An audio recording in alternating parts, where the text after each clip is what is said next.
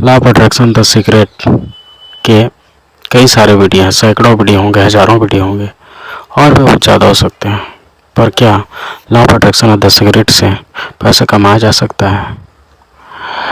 यहाँ मेरा सोचना है कि ज़िंदगी में या जीवन में या संसार में, दुनिया में या ब्रह्मांड में जो कुछ भी घटता है उसका कोई ना कोई रीज़न होता है। हम कुछ करते हैं, करने से पहले कुछ सोचते हैं, सोचने के बाद ही उसे जीवन में या अपने कर्म में उतारते हैं। लॉ ऑफ अट्रैक्शन सिर्फ सोचते रहने से क्या हो सकता है? उसको कर्म में या अपने जीवन में उतारना ही तो पड़ेगा ना, या फिर कल्पना में उतारना पड़ेगा। इससे ये पता चलता है कि कर्म करना, स्वप्न देखना भी एक कर्म है। और अच्छे से मतलब टेक्निक द्वारा सोना, जैसे लूसिड ड्रीम और भी कई सारी टेक्निक्स को यूज करके सोना, हिप्नोटाइज या योग निद्रा में सोना भी एक कर्म है, और बिना टेक्निक के प्रयोग करना भी एक कर्म है। पर टेक्निक से कोई कर्म को करने से उसकी निश्चित एक रिजल्ट मिलने की हमको उम्मीद रहती है, और सही भी है और होता भी है।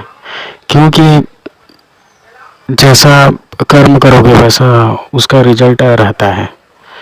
जैसे अगर आपने खाना पकाया है तो खाना तो पकेगा ही ना, मतलब उसका स्वभाव और प्रकृति ऐसा है तो वैसा होगा। इस हिसाब से द सीक्रेट और लॉ ऑफ अट्रैक्शन को आप अच्छे से जानते हैं, उसकी स्वभाव, उसकी प्रकृति ही वैसा है तो वो वैसा होगा। जैसे गर्म दूध पीने से नींद आता है तो उसका स्वभाव है सांचे में डाल जाना, या किसी नशे गोली खाने से नशा में चढ़ जाते हैं तो उसका स्वभाव है वो ऐसा होगा ही।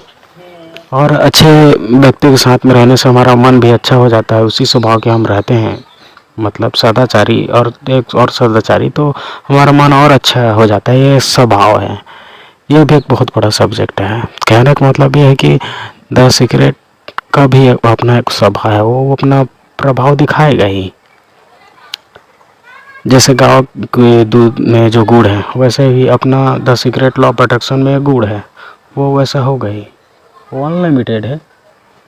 तो कहने का मतलब ये है कि वो प्रभावशील है, उससे फायदा होता ही है।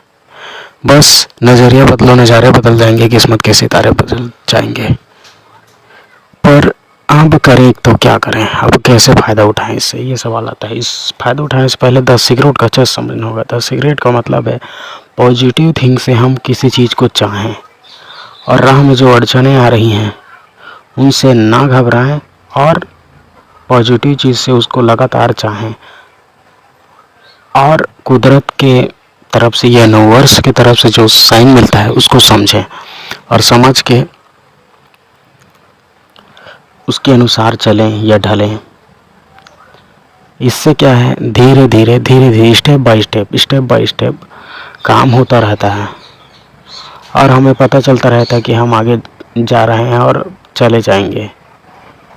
एक बिलीव ऑटोमेटिकली मन में आता जाएगा, शक भी आएगा, बिलीव भी आएगा, आगे का रास्ता भी धीरे धीरे खोजने का मन करेगा, रिसर्च में मन जाएगा।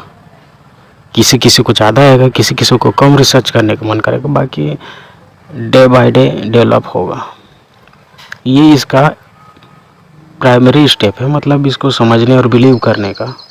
फिर इसको फिक्स करके कंटिन्यूटी मेडिटेशन के द्वारा इसको कर सकते हैं कंफर्म। जैसे 21 डेज़ का करते हैं, 21 दिनों का, और 21 या 63 डेज़ का भी, और बढ़ा के भी करते हैं अपने गोल टारगेट के हिसाब से।